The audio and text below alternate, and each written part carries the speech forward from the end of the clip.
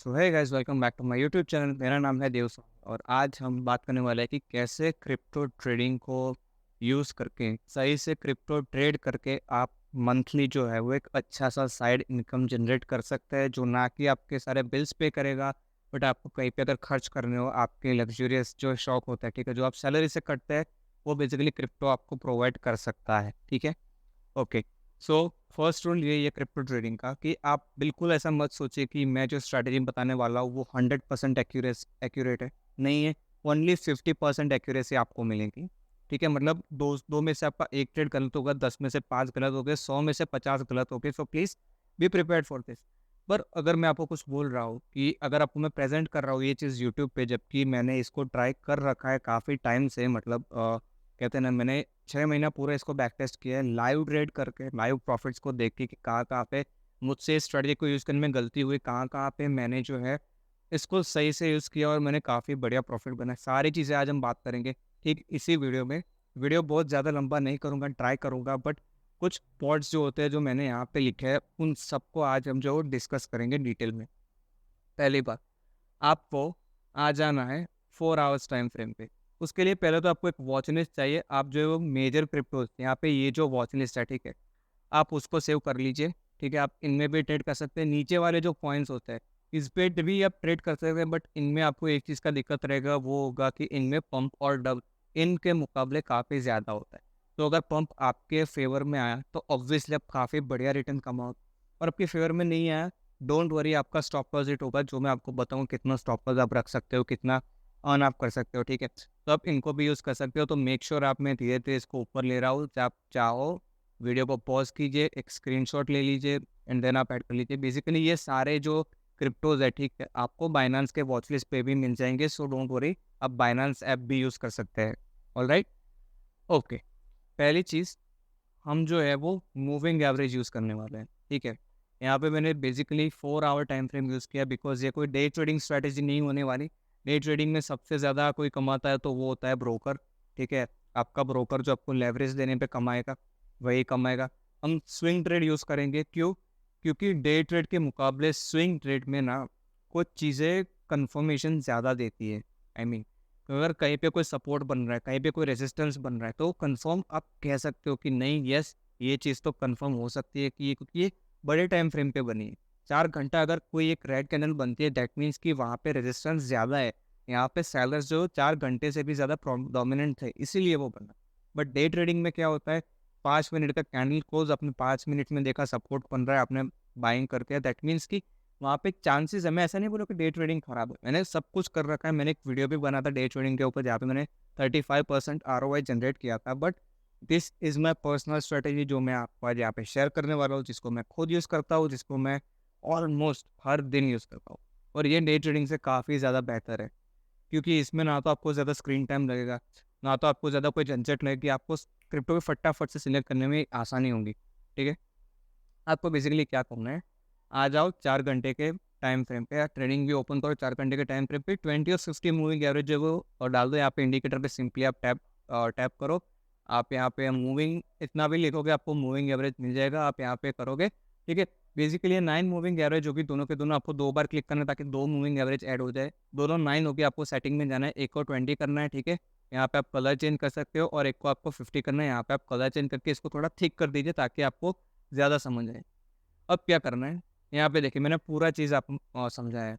अब मैं आपको क्राइटेरिया, पहला क्राइटेरिया बताऊँगा। आप यहाँ से आप नोट कॉपी लेके आप शुरू करो लिखना कहीं पे, या तो आप मार्क करते जाओ, क्योंकि यहाँ पे क्राइटेरियाज़ आपको बहुत काम आने वाला है। यही हमारे रूल्स एंड रेगुलेशंस है क्रिप्टो ट्रेडिंग को लेके। पहला क्राइटेरिया कि दोनों मूविंग एवरेज या तो राइज़ होनी चाहिए, मतलब चढ़ती होनी चाहिए, ऐसे ऊपर जाती हुई होनी चाहिए, या तो फॉल होनी चाहिए। देखिए, क्रिप्टो ट्रेडिंग में आपको शॉर्ट सेल भी करना होगा, लॉन्ग भी जाना होगा, दोनों साइड आपको प्रॉफिट मिल रहा है, ठीक है। तो आप दोनों ही साइड कंसिडर कर सकते हो, क्योंकि एज ए ट्रेडर हमारा पार्ट होता है कि हम हर एक मार्केट में से अपॉर्चुनिटी ढूंढे, चाहे वो फॉलिंग मार्केट हो, चाहे वो राइजिंग मार्केट। तो पहला क्राइटेरिया है कि दोनों मूविंग एवरेज हो, ठीक है, वो दोनों या तो राइज करनी चाहिए, दोनों या तो फॉल करनी चाहिए। ठीक है, अब मैं आपको समझाऊंगा कि आपको बाइंग कब करना है। बाइंग के लिए पहला क्राइटेरिया, दोनों मूविंग एवरेज जो है वो राइज करनी चाहिए। अब मैं ये नहीं बोल रहा कि जो मूविंग एवरेज है वो काफ़ी ज़्यादा राइजिंग होनी चाहिए, काफ़ी समय से राइज़ करनी चाहिए। नहीं, ये क्रिप्टो में ज़्यादातर अभी जो है वो क्रिप्टो का एक बेयर मार्केट चल रहा है, तो वो पॉसिबल नहीं हो पाएगा कि ज़्यादातर मूविंग एवरेज ज़्यादा लंबे टाइम तक चलेगी। मैक्सिमम वो 7 दिन तक ऊपर जाएगी, फिर वापस से थोड़ा करेक्ट होके 7 दिन ऊपर जाएगी, करेक्ट होगी, या तो 7 दिन नीचे जाएगी, थोड़ा करेक्ट होके वापस ऊपर आएगी। ठीक है? तो ये एक हफ्ते का एक बफर फेज़ होता है कोई भी ये 2 मूविंग एवरेज, इस पे ये पूरा मैं डेटा के हिसाब से बोल रहा हूँ। ठीक है? तो पहला हमारा एंट्री क्राइटेरिया क्या है कि एंट्री के लिए जब आपको लॉन्ग जाना हो, पहला क्राइटेरिया है कि 20 मूविंग एवरेज 50 मूविंग एवरेज के ऊपर होनी चाहिए, जो भी आप क्रिप्टो सिलेक्ट कर रहे हो। ठीक है? तो यहाँ पे मैं सब हटा देता हूँ, पहले सारा ड्राइंग्स जो है वो क्लियर कर देता हूँ। ठीक है? तो 20 मूविंग एवरेज जो पर्पल लाइन है, 50 मूविंग एवरेज के ऊपर होनी चाहिए और दोनों राइजिंग होनी चाहिए। ठीक है? सो आप कहाँ पे एंट्री करोगे? आपको तब एंट्री करनी है कि जब एक 4 आवर की कैंडल 20 मूविंग एवरेज पे सपोर्ट ले रहे हो। यहाँ पे इस कैंडल पे फोकस कीजिए, इस पर्टिकुलर कैंडल पे आप फोकस कीजिए, इसने 20 मूविंग एवरेज पे सपोर्ट लिया हुआ है। ठीक है? अब आप ये मत बोलना कि ये कैंडल थोड़ा सा लूजी टाइप लग रहा है, थोड़ा सा हैमर नहीं दिख रहा, कोई क्लियर पैटर्न नहीं है। भाई क्रिप्टो इतना वॉलेटाइल होता है कि कैंडल्स के पैटर्न उतने क्लियर नहीं होते। अब एक बात समझा करो, मैंने बोला है सिर्फ सपोर्ट लेना चाहिए और आपको लगना चाहिए कि नहीं ये एक बुलिश सपोर्ट फॉर्म हो चुका है। ठीक है? ओके, तो यहाँ पे एंट्री लॉन्ग के लिए क्या थी कि जो लास्ट कैंडल है, जो प्रीवियस कैंडल है, वो सपोर्ट पे होनी चाहिए 20 एमए पे, और अभी आपको एंटर करना है इसके हाई पे। या तो आप इसके क्लोजिंग पे भी एंटर कर सकते हो, ठीक है, या तो आप इसके हाई पे एंटर कीजिए, दोनों में से जो भी आपको सूटेबल लगे। ठीक है? क्योंकि यहाँ पे ये कैंडल ऐसी है कि इसके हाई के बीच में काफ़ी ज़्यादा डिस्टेंस है, तो आप हाई पे भी एंटर कर सकते हो, बट आपका टारगेट उस हिसाब से लंबा जाएगा, तो या तो आप क्लोजिंग पे भी एंटर कर सकते हो। ठीक है? एंटर हो गए। स्टॉप लॉस जो है कैंडल के ठीक नीचे मत रखो, थोड़ा सा नीचे रखो। थोड़ा मतलब आप देखो यहाँ पे मैं कोई फिक्स टर्म नहीं बता रहा, थोड़ा मतलब थोड़ा सा नीचे रखो, ताकि अगर नीचे जाके कोई ऊपर आए तो आपका स्टॉप लॉस हिट ना होता है। और आपको टारगेट रखना है 2 टाइम। ठीक है? 2 टाइम्स टारगेट, ये रहा आपका क्राइटेरिया। स्टॉप लॉस जो है वो कैंडल के लो के नीचे रखिए और आपका क्राइटेरिया जो है वो 2 टाइम्स ज़्यादा होगा। अब इनिशियल स्टॉप लॉस आपको कितना रखना है? ठीक है, एवरेज स्टॉप लॉस मैं यही बोलूँगा कि स्टॉप लॉस जो है आपका, आपके कैपिटल का सिर्फ 1% आप रिस्क पे लो। ठीक है? एसएल आपके कैपिटल का सिर्फ 1% हो तो सबसे बेहतर है। फिर आपकी मर्जी, आपको ज़्यादा रिस्क लेना है ले सकते हो, बट आप एक चीज़ ध्यान रखो, अगर आपके 3 ट्रेड गलत हो गए, आपने मान लो 5% का रखा, आप यहाँ पे मेरे वीडियो को देखोगे, आपको लगेगा कि भाई ये तो बहुत ही कमाल की स्ट्रैटेजी है, 1% क्यों रखना, 5% रखते हैं ना। मान लो आपने 5% रख लिया और आपके 3 ट्रेड्स गलत हो गए, आपको 50% डेंट हो जाएगा आपका कैपिटल। ठीक है? तो मेरी मानो, इनिशियली आप 0.5 से 1% तक रख सकते हो, अभी ये अब ये आप पे डिपेंड है। टारगेट और स्टॉप लॉस मैंने बता दिया, टारगेट जो मिनिमम 2 टाइम्स रखना है, क्योंकि 50% हमारा एक्यूरेसी है, तो हमें लूजिंग ट्रेड्स को भी साथ ही साथ कवर करना है। या तो आप टारगेट थोड़ा बढ़ा के 2.5 भी कर सकते हो, वो तो मैं कहूँगा 2.5 काफ़ी ज़्यादा बेहतर रहेगा, क्योंकि ये 2 और 3 के बीच का यहाँ पे, यहाँ तक तो ऑलमोस्ट सारे क्रिप्टोज जो वो ट्रैवल करते रहेंगे। अब आपकी मर्जी, या तो आप 1 to 2 को फॉलो करने वाले हो, या तो 1 to 2.5 को। ठीक है? अब वो डिपेंड करता है आप पे। ऑलराइट, तो ये हो गया। आप यहाँ पे देखिए कैसे हमारा टारगेट जो हिट हो गया, कितने वक्त में हिट हुआ वो भी देखेंगे। 4 आवर्स की कैंडल है, 16 घंटों में हमारा टारगेट हिट हो गया। और कोई एग्जांपल लेते हैं, यहाँ पे देखिए बिटकॉइन ही है, सबसे फेमस क्रिप्टो है। दूसरे एग्जाम्पल यहाँ पे देखिए, 20 मूविंग एवरेज पे सपोर्ट, दोनों मूविंग एवरेज राइजिंग पे थी, और 2.5 टाइम्स टारगेट डन। बढ़िया है। थोड़ा और पीछे चलते हैं, थोड़ा देखते हैं कहीं भी अगर स्टॉप लॉस हिट होता है कि नहीं। यहाँ पे देखिए, यहाँ पे आपका स्टॉप लॉस हिट हो जाएगा। ठीक है? यहाँ पे तो साइडवेज चला गया, राइजिंग मार्केट था नहीं, यहाँ पे भी कहीं पे कोई सपोर्ट नहीं था। ठीक है? और कोई क्रिप्टो ट्राई करते हैं, मान लो XRP में ट्राई कर लेते हैं। अब कोई भी रैंडमली क्रिप्टो उठा सकते हो, क्योंकि कोई भी प्राइस हो 20 और 50 मूविंग एवरेज को मिलने के लिए ज़रूर आएगा। अगर 20 और 50 के बीच में अगर बहुत बड़ा गैप है, ठीक है, आप यहाँ पे देख सकते हो, तो वहाँ पे ट्रेड मत करो, क्योंकि वो गैप धीरे धीरे कम होगा, मतलब ट्रेड जो है आपकी अपोजिट डायरेक्शन में जाएगा। आप मान लो आपने यहाँ से शॉर्ट किया होता है, ठीक है, यहाँ पे क्योंकि रिजेक्शन है 20 मूविंग एवरेज का, बट आपका स्टॉप लॉस हिट हुआ, क्योंकि ये दो मूविंग एवरेजेस ज़्यादातर एक दूसरे से दूर नहीं रह पाते। मैक्सिमम एक हफ्ता दूर रह के वापस से बंद हो जाएंगे, अपने नज़दीक आ जाएंगे, फिर वो वापस से वापस दूर जाएंगे, नज़दीक आएंगे, दूर जाएंगे, नज़दीक आएंगे। हमें जब ये दूर जाना स्टार्ट करे, इनिशिएट करे, उसका मतलब होता है कि यहाँ पे मोमेंटम की शुरुआत होने वाली है, तब हमें एंटर करना चाहिए, ना कि अगर ये बहुत दूर है एक दूसरे के, दैट मीन्स कि भाई मोमेंटम खत्म हो चुका है, अब वो वापस आएंगे। ठीक है, तो ये चीज़ ध्यान में रखें। यहाँ पे बाइंग का फिर से कोई एक बताता हूँ, ठीक है। यहाँ पे देखिए 20 और 50, 20 मूविंग एवरेज पे भी सपोर्ट है, यहाँ पे 50 का भी सपोर्ट है, तो यहाँ पे एक काफ़ी बढ़िया एंट्री बन सकती है। ठीक है, यहाँ पे एंटर हो गए। ऑल राइट, यहाँ पे एसएल जो है इस कैंडल के थोड़ा नीचे और टारगेट अपना 2.5 टाइम। अब यहाँ पे आप एक भी ये भी देख सकते हो कि कभी कभी क्रिप्टो काफ़ी तेज़ी से ऊपर जा रहे हैं, तो आप इस चीज़ में ऐसा कर सकते हो, स्टॉप लॉस अपने सिस्टम में रखो, टारगेट फिर आप मैन्युअली एग्जिट करना। बट एक चीज़ ध्यान रखो, ये 24/7 मार्केट है। अगर आप सो गए इस लालच में कि भाई टारगेट जो है वो हिट होगा, तो हो सकता है कि आपका स्टॉप लॉस भी हिट हो सकता है, क्योंकि क्रिप्टो में ज़्यादातर पंप एंड डंप जो रात के 2 से 4 के बजे आते हैं, क्योंकि वहाँ पे सुबह होती है जहाँ से पंप डंप होता है यूएसए में, यूरोप में। ठीक है, तो इसलिए मैं बोल रहा हूँ कि टारगेट भी आप प्रॉपर में सेट कर सकते हो, और एल्स आपकी मर्जी जिस प्रकार से आपका रिस्क एपेटाइट हो। यहाँ पे देखिए दूसरा एक बाइंग अपॉर्चुनिटी मिल रहा था, यहाँ पे स्टॉप लॉस लगाया और 2.5 टाइम्स जो है वो टारगेट लगाया। डन।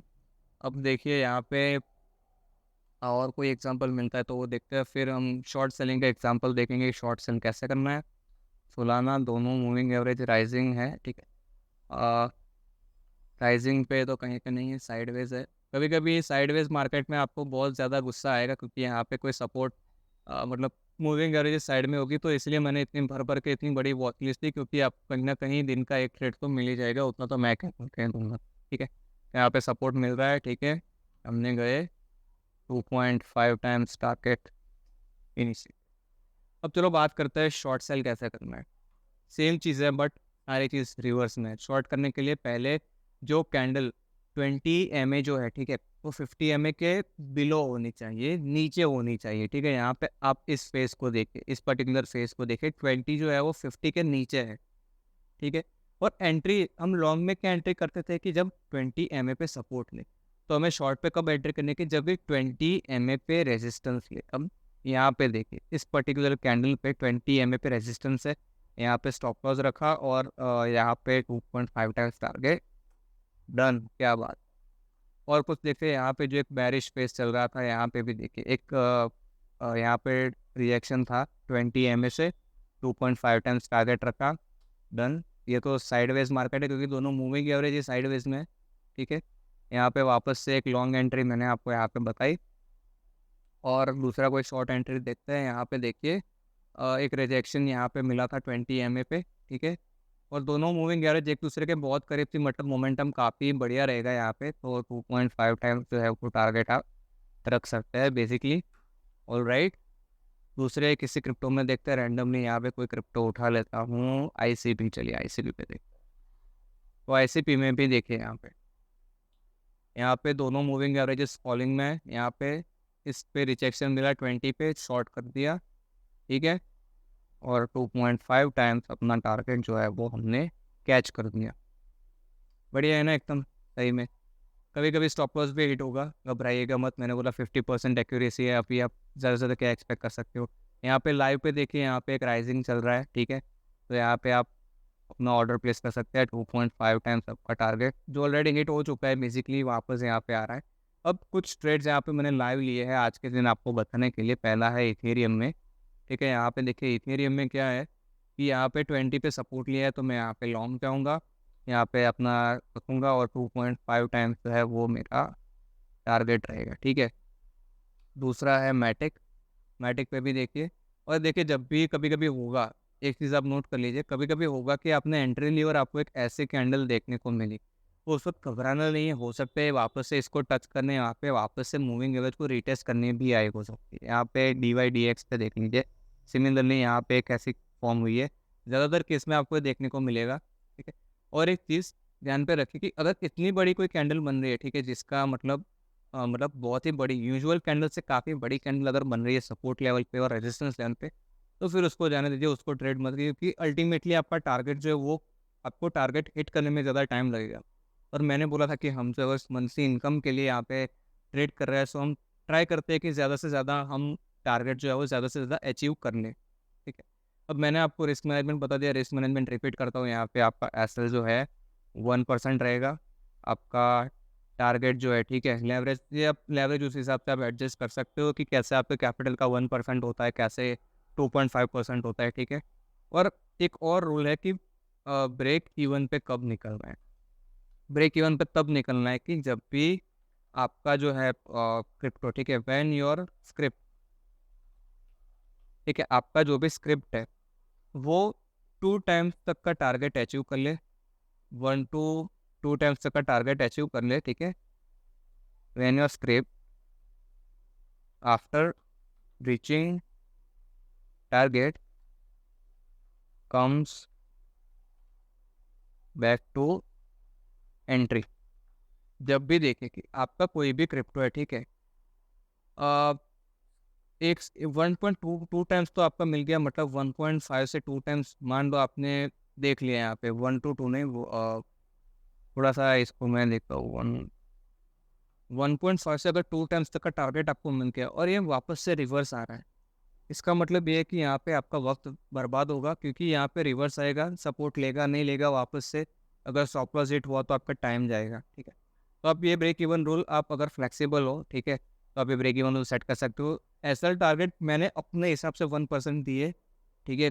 ज़रूरी नहीं है कि अगर आपके पास 1 लाख रुपीज़ हो तो आप 1000 का लॉस बेयर कर पाओ, ठीक है। आप है ना, उस हिसाब से आपका सेट कीजिए कि जिस प्रकार से आपको सूटेबल लगता हो।